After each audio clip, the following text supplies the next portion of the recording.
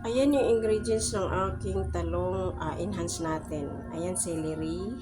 Nakita ko lang din to kay Madam Rosmanias or kay Sir. Sino to? Basta si Sir. Yun. Ayan.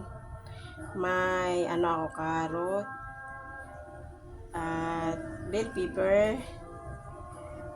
Itong sibuyas. Tsaka maalat na egg.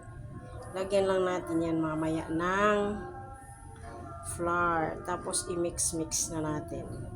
Sa sprito, saglit lang. Ayan yung ating mixture. Ready to fry.